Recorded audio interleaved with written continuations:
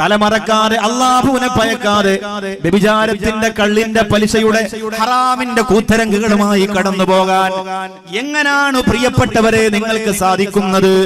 അവിടെയാണ് ദുനിയാവ് നിങ്ങളെ വേട്ടയാടി എന്ന് നിങ്ങൾ മനസ്സിലാക്കേണ്ടത്. അവിടെയാണ് പിശാച് നിങ്ങളുടെ ഹൃദയം മോഷ്ടിച്ചു എന്ന് നിങ്ങൾ തിരിച്ചറിയേണ്ടത്. വഇന്ന അലൈക്കും ലഹാഫിളീൻ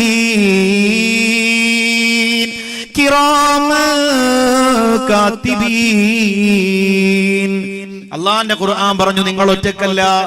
പ്രായപൂർത്തിയായ സമയം മുതൽ നിങ്ങളുടെ ജീവിതത്തിന്റെ നന്മ തിന്മകൾ രേഖപ്പെടുത്താൻ നീ എവിടെ പോയാലും നിന്നോടൊപ്പം അല്ലാഹുവിന്റെ മലക്കുകളുണ്ട്.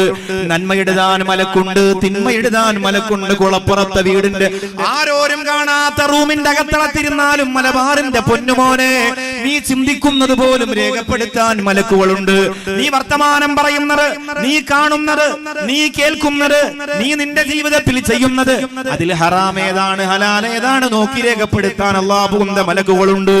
ആ പ്രിയപ്പെട്ട മലക്കുകളെ ചിന്തിച്ചുകൊണ്ട് നടക്കണം പ്രിയപ്പെട്ടവരെ. ഒരു ക്യാമറ നിന്റെ പിന്നിൽ ഘടിപ്പിച്ചു വെച്ചിരിക്കുന്നത് പോലെ, നിങ്ങൾ ക്യാമറ നിരീക്ഷണത്തിലാണെന്ന് ബോർഡ് വെച്ചിരിക്കുന്ന സ്ഥലത്ത് നിങ്ങൾ എത്തിയാൽ നിങ്ങളുടെ വസ്ത്രം ശ്രദ്ധിക്കുന്നത് പോലെ അവിടെ നിന്ന് അങ്ങോട്ട് തിരിച്ചറിഞ്ഞു വരുന്നത് വരെ ജീവിതത്തിന്റെ കാര്യങ്ങളെ, കർമ്മങ്ങളെ നിങ്ങൾ ചിന്തിക്കുന്നത് പോലെ പ്രിയപ്പെട്ടവരെ എപ്പോഴും രണ്ട് ക്യാമറ അല്ലാഹു നിങ്ങളുടെ വലത്തും ഇടത്തും വെച്ചിട്ടുണ്ട്. അത് റഖീബാണ്, ഒന്ന് അതീതാണ്. അവര് രേഖപ്പെടുത്തി ഏടുകളാണ് പ്രിയപ്പെട്ടവരെ. നാളെ പരലോകത്ത് അല്ലാഹു സുബ്ഹാനഹു വ തആല നന്മ തിന്മകൾക്ക് മാനദണ്ഡമാക്കി കൊണ്ടുവരുന്നത്.